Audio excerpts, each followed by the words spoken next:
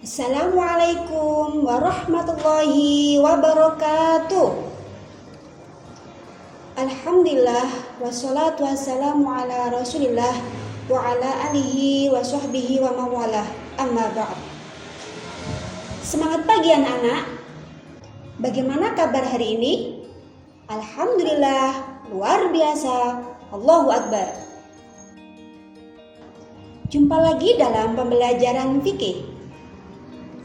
Dalam video pembelajaran kali ini, kita sudah sampai pada KD 3.4, yaitu menganalisis larangan riba.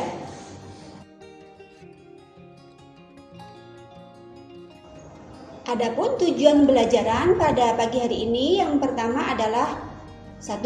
Menguraikan pengertian dan dasar hukum riba dengan penuh percaya diri. Yang kedua, memperbandingkan macam-macam dan tata cara menghindari riba dengan penuh tanggung jawab dan disiplin. Adapun materi pada pagi hari ini kita akan bahas tentang 1. Pengertian riba. Yang kedua tentang dasar hukum riba. 3. Tentang macam-macam riba.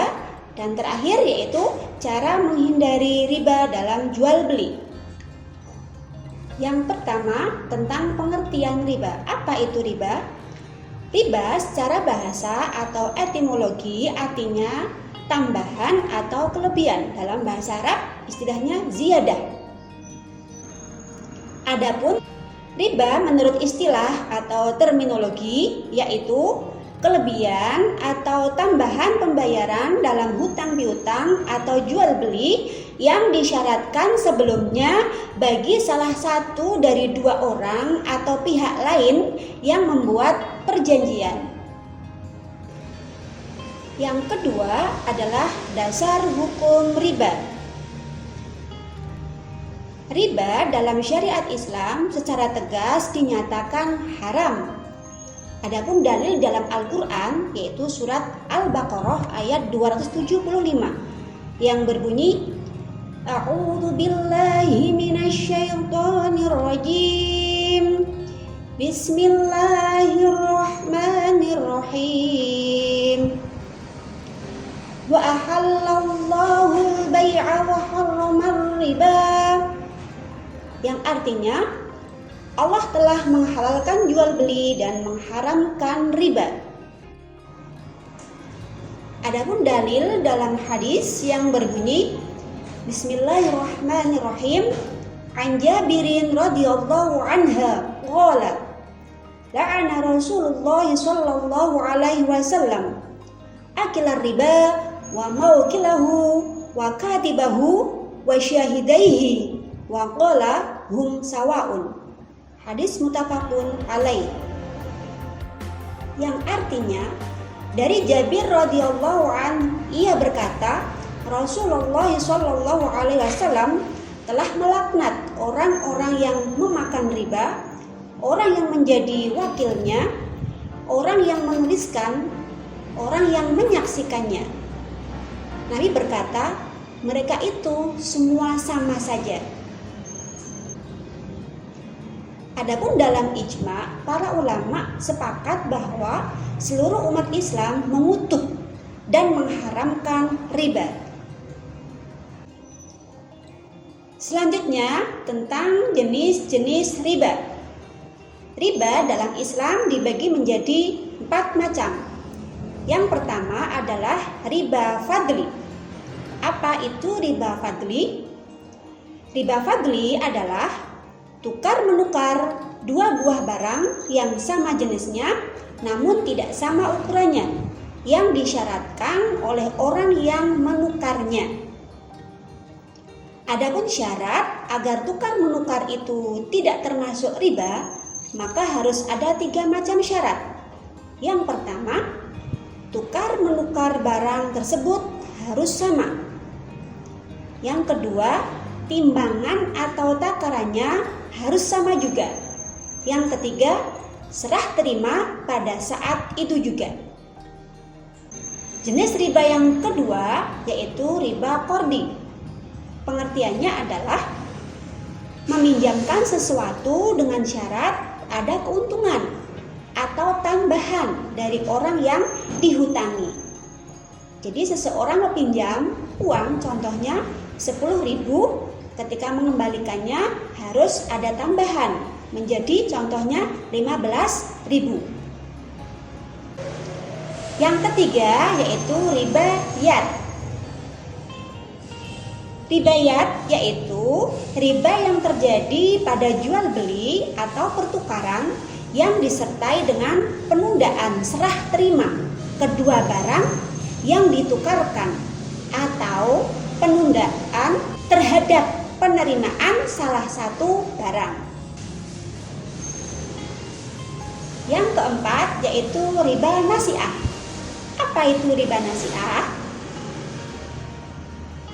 Riba nasi'ah yaitu tukar menukar dua barang yang sejenis maupun tidak sejenis atau jual beli yang pembayarannya disyaratkan lebih oleh penjual dengan dilambatkan.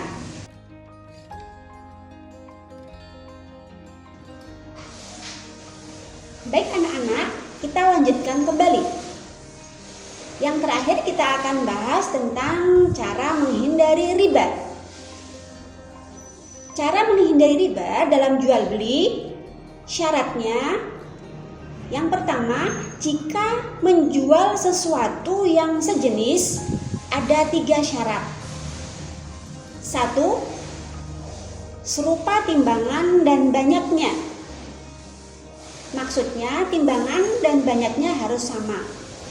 Yang kedua, diserahkan secara tunai.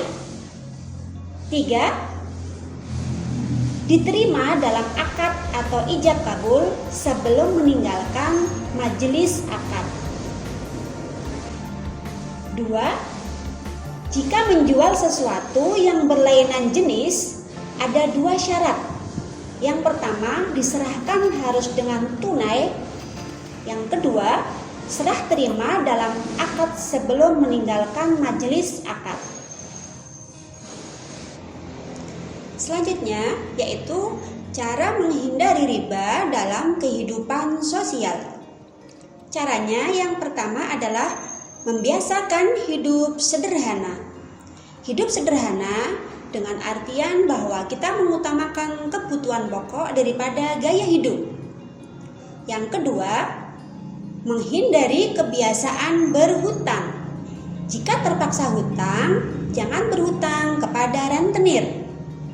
3. Bekerjalah dengan sungguh-sungguh, kerja keras untuk mencukupi kebutuhan hidup walaupun dengan bersusah payah.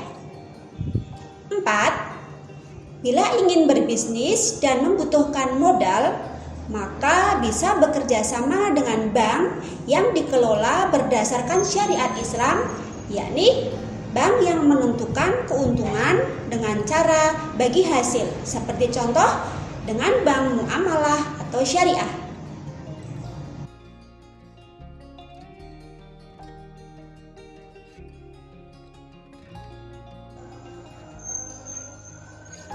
Demikian pembelajaran pada pagi hari ini.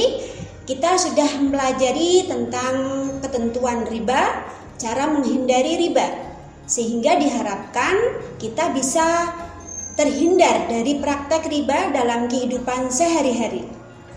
Cukup sekian dari Ibu. Semoga bermanfaat dan anak-anak bisa memahami. Mari kita tutup bersama pembelajaran pada pagi hari ini dengan membaca hamdalah. Alhamdulillahirabbil alamin. Akhirul kalam, wallahul muwaffiq ila aqwamit thoriq. Assalamualaikum warahmatullahi wabarakatuh.